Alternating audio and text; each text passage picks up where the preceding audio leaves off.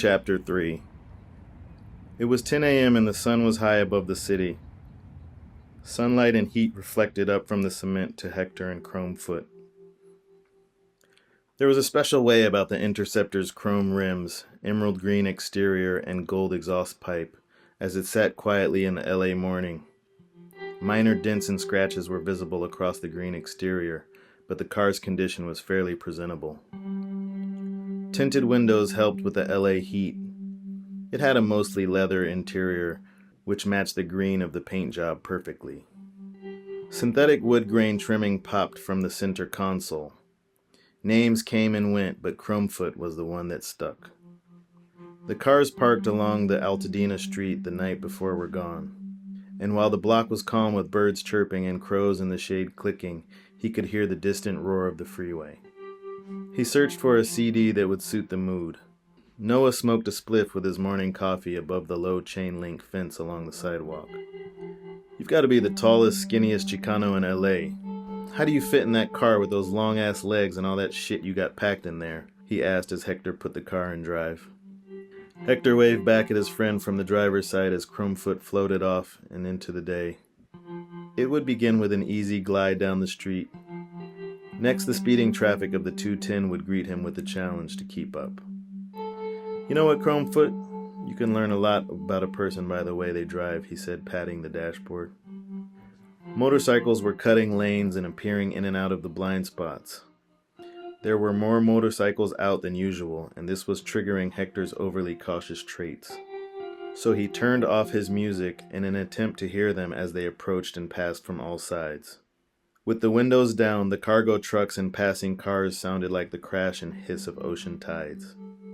His appointment wasn't for another hour, so he had time to prepare. Hector needed something in his stomach before the meeting, so he stopped at a Mexican bakery for a second coffee and a pastry. Like all good pastries, Polverones coated his mouth with the perfect amount of sugar to sweeten each sip of his black coffee. It was a specific order of operations. The sugary pastry and coffee mix would sit on his tongue briefly before swishing around his teeth and gums. This was not a healthy practice, but Hector had great faith in consistent flossing. In the parked car outside the bakery, he rehearsed through the main talking points he'd prepared for the meeting. The act of practicing to speak struck him as foolish, but he'd gone through enough interviews and situations to know that, for him, rehearsing was essential to survival. Plus, it would assure the Ocean Green Foundation that he was, in fact, the focused, detail-oriented recipient they'd brought through the interview process. He was the individual worthy of taking care of the house and continuing the excellence that the foundation prided itself on. That's how they worded it on the website, anyway. A cool May breeze came in through the car windows. Early summer months were something to recognize and give thanks for. The heat would always arrive in August and peak with the Santa Ana winds in September. The last weeks of May, though, were filled with cool winds and warm afternoon temperatures worth celebrating. After looking at his phone for too long in the bakery parking lot, Hector paused to acknowledge that he'd momentarily forgotten who he was. The Ocean Green house was located at the end of a steep-hilled neighborhood outside Pasadena. Most of the street had single-family homes in the craftsman style, along with some small apartment complexes built in the 1950s and 1960s. From the street, the Ocean Green house wasn't visible. Hector could only see an open gate with a driveway that disappeared into a hilled bend through cypress trees and ivy. On this early summer Monday, the driveway and everything around it was calm and shaded. Hector's contact at the Conservancy and the woman who would be acting as his director throughout the residency, Wonder Scott, instructed Hector to enter the driveway and park in front of the house. He knew the instructions but felt some discomfort crossing into the property as Chromefoot labored up the curved hill through the shade. At the top of the incline, the house came into view. Having looked through so many application documents, Hector was familiar enough, but the deep blue color of the structure triggered thoughts from his drive down the Pacific coast and the deep blue water outside his car windows. The slow and then quick, bendable passage of time filled his mind with other memories of his childhood and his parents. The Ocean Green house stood 2 stories high. It was larger than he'd imagined it would be. Even for a structure he'd expected to be large, it surpassed his previous assessments. Looking at the second story, he could see that it ran deep in length and was the width of multiple Altadena bungalows. The house was designed and built by Bert Ocean and Angela Green in 1917, with the intent of being their home and workplace. There was the deep blue painted exterior, the traditional craftsman-style eaves, rafters, and shingles, and all of it with delight in the details. The structure itself was built from redwood and cedar. Elongated eaves sat at the bottom of gradual rooftop angles. The front door was double the width of most, and the front windows were equally exaggerated and wide. Hector forgot the butterflies in his stomach, and he forgot the thoughts of his parents. He sat with the engine idling and his foot on the brake, wondering what the next months of his life would be like, living and working inside this place. Then he made an internal agreement with his bowels to remain inactive for the duration of the first meeting with Wonder. The Ocean Greens were keen on creating shade to ease the San Gabriel summer heat. Cypresses and other greenery scattered across the open yard and to the corners of the hilltop. Countless trees shaded the areas surrounding the yard and the grass. Beyond the front of the house, a line of cypresses on its eastern side blocked the morning sunlight. Along the southwestern exterior stood tall cactuses, like long fingers stretching up from the soil. The driveway horseshoed, rounding the front of the house. Off to his immediate right, he saw the visitor parking lot. The pavement was old and weathered on the original driveway horseshoe, but the visitor lot was comprised of a slightly more recent paved job with fresh painted lines on the smooth ground. There was now a woman standing along the driveway horseshoe near the front door. Hector straightened his posture and quickly checked himself in the rearview mirror. His hair remained in place with a sufficient enough look to it for a formal meeting like this. Sweat was threatening to gather on his upper lip. It was always threatening to do this, and it was an unwinnable battle. It was inevitable. The goal on any hot day was to slyly wipe it away when any concerned parties weren't looking, so it was mainly a matter of remembering the needed maintenance. As he turned into the round robin, he expected the woman standing there to step back, but she remained in place, smiling and unbothered by the shortening distance between herself and the car. Hector put the car in park and regretted the lack of privacy he'd driven into. "Don't worry, I trust you," she called from outside Chromefoot's windows with a smile. "Sorry, what was that?" Hector asked, getting out of the car. "I could see your face as you pulled the car around to park, and you're very careful." "Oh," Hector replied as he paused to think of a response. "Of course, I just, didn't want to get too close. My friends always tease me about how cautious I am. I can't shake it," he said with a grin. "You're careful, and that's something I like about your writing. It's accurate with the research and detail, and it's passionate, but in a real thoughtful way," she said with a smile of approval between chews on a large piece of bubblegum.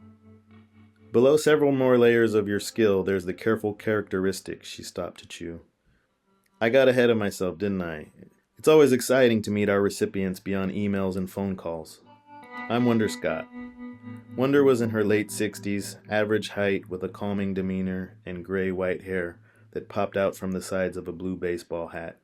Her face was wrinkled from the squinting, with dark brown skin and black freckles under her dark eyes. She held sunglasses that Hector always liked in vintage photos from California beaches in the 1950s. They were jet black, cool and fast. She wore a billowing full-body dress that nearly matched the grass surrounding the house. Leather Huarache sandals covered her feet. She wore adornments from all over the world with stacked bracelets on both wrists, along with multiple rings on both hands. She had the wrinkled hands of the elderly that Hector had recently found a growing interest in. "Now, I always like to get this out of the way. You are aware that you won't be moving into the house until this Thursday, correct?" "Yes." "Wonderful news. Let's go inside and show you the place." "Is my car okay parked here for now?" "Absolutely," she said before chewing some more. "We don't have any tours on Mondays. The house is closed today, so on Mondays the gate will be closed, unless any appointments are on the books. You'll be outfitted with a gate clicker today, so you can come and go as you like." Hector nodded. Wonder opened the wide front door to begin the tour. The bottom floor of the house was composed of 2 sitting rooms and a downstairs workroom that the Ocean Greens had converted into a bedroom when they became too old to walk upstairs. It had been converted back into a workroom with historic artifacts to illustrate where Bert and Angela had spent most of their careers, creating the works they'd become so revered for throughout the city. The workroom was east-facing with high windows that let in the day's natural light between the line of cypresses outside. They were known for working from the morning into the early afternoon, allowing the hours after 3 p.m. for outdoor time around the house, and meditating in the blue room, a room with sand on the ground and sky blue walls. The combination of their early mornings and free outdoor afternoons was the formula that the Ocean Greens credited to their success, Wonder said while squinting up at the windows. Hector enjoyed the idea of their productive mornings, knowing that he benefited from a similar schedule. The downstairs rooms were a combination of dark stained wood with orange and yellow walls. The historic furniture filling the sitting rooms and the dining area was composed of stained wood and vibrant upholstery. A hallway led to the spacious kitchen, and out the other side of the kitchen was another hallway with a stockroom for canned goods and preserves that demonstrated the room's function in the 1920s. Then there was a coal room stocked with fuel for an old wood-burning stove that heated the house in the winter. The coal room was staged for tour groups and filled with dark piles that smelled of cool mountain interiors. What Hector had not expected was a modern kitchen hidden behind a door connected to the original, historic kitchen. His temples flexed as his eyes moved from one kitchen to the next, and then back again. The small modern kitchen had newer appliances while the Ocean Green kitchen had its antique fixtures and adornments. Outside the window of the small kitchen that Hector would use, there was the outdoor library, covered by long eaves and thick beams, with potted plants, bookshelves, and several busts scattered around the wood tables and chairs. Upstairs there were 4 large rooms, including the master bedroom. The master bedroom was protected by velvet ropes for visiting groups, along with another one of the upstairs rooms. And here we have your bedroom, and next to it, your research space. Both rooms were more than large enough for someone like Hector, whose belongings were stored in about 6 backpacks in Chromefoot's trunk. As you know, Bert and Angela like to exaggerate their widths, so that's why we've split one of their drafting rooms into 2 here. Your living space and your working space. We've painted the walls white in both rooms to make them a bit more versatile and modern, so I hope that works well for you, Hector, she said, scanning the room.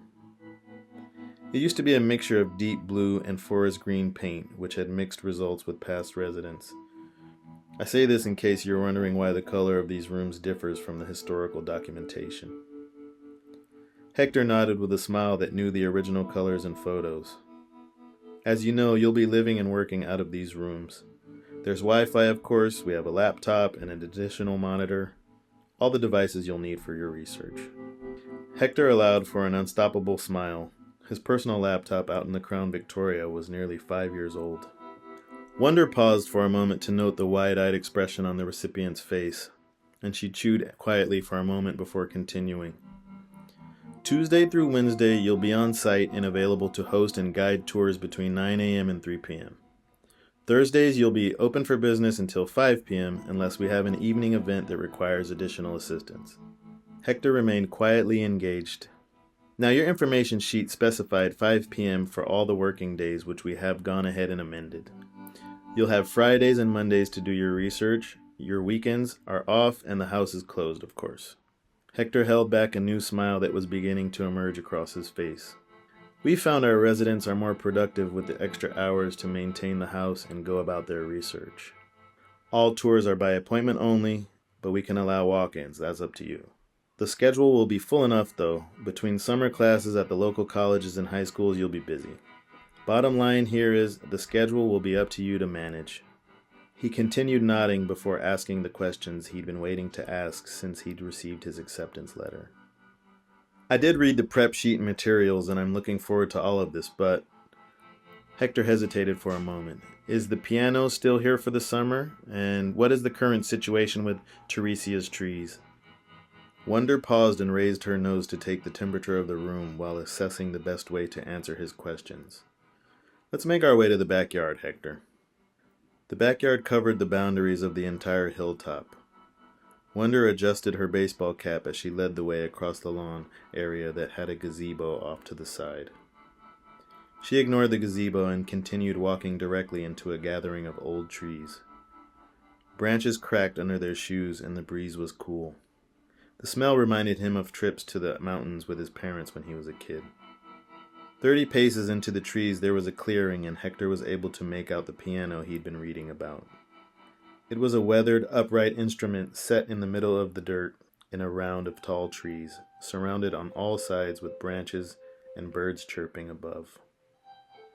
As they entered the opening, he followed Wonder's lead, stepping over the exhibit ropes to stand next to the instrument.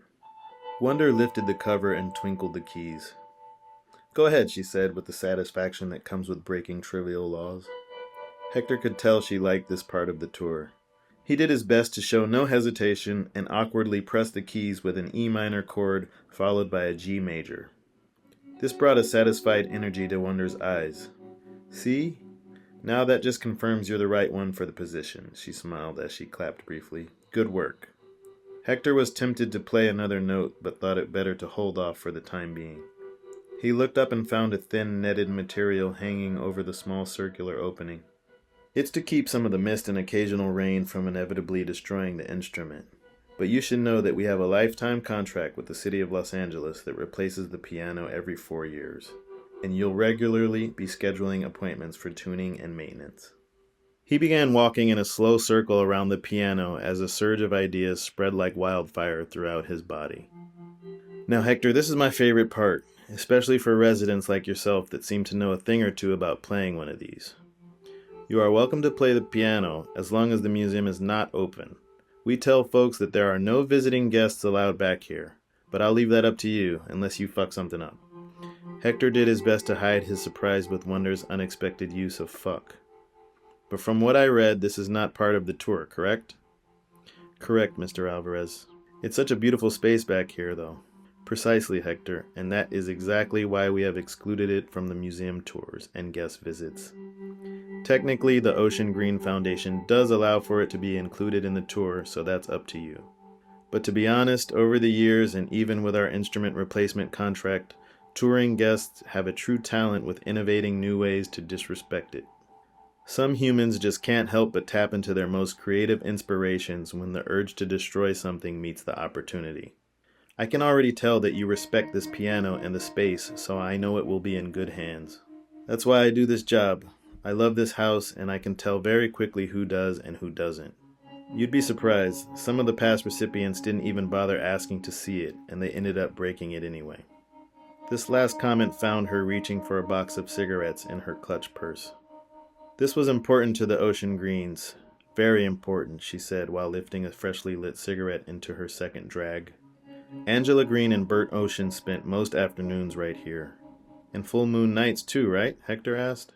"Yes, Mr. Alvarez, and as I'm sure you read while preparing for this role, a great deal of inspiration for their working mornings began right here, during their afternoons and evenings around this piano. This is where they spent their together time. Friends and peers from around the world would rest on chairs and blankets, while Bert and Angela took turns at the bench. These often turned into what you might call symposiums." "And Angela played Ravel?" Hector asked. "Yes, and Bert played Chopin, also Beethoven, Ravel, and occasionally Satie if he drank enough of his favorite Côte du Rhône. My parents played a lot of Debussy, and also Mozart and Chevalier de Saint-Georges. Mozart and the Black Mozart, wonderful. Yeah, but my folks always called him by his full name." "Good, I like them already," she replied as Hector snorted through his nose. "So they must be playful spirits." "Yeah, they are," he stumbled. "And you?" "Me? Playful?" he replied, stopping to think of an answer. "No," she chuckled with her cigarette. "What about your music?" "Well, I like it all, but my go-to is Ludwig van Beethoven. My parents raised me on his music, so there you go," he said, smiling down to the dirt floor. "That's playful enough, but a bit less playful than some of Mom and Dad's choices," she joked. "What is it about Beethoven, then?" "There's a lot for me about Beethoven, but I guess what comes to mind right now is I really like all of his second movements." "For example," she pressed. Beethoven's Fifth is a good example for me, like who can look beyond the introduction, right?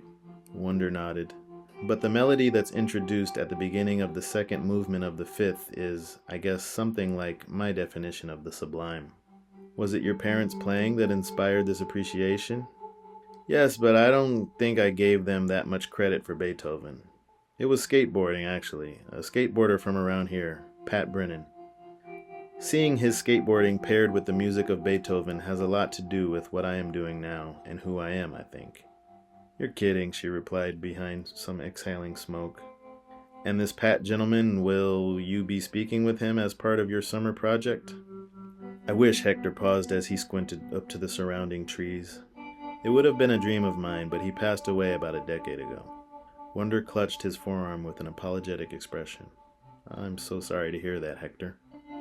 He smiled and nodded politely. I hope you can share more of this skateboarder and Beethoven with us this summer.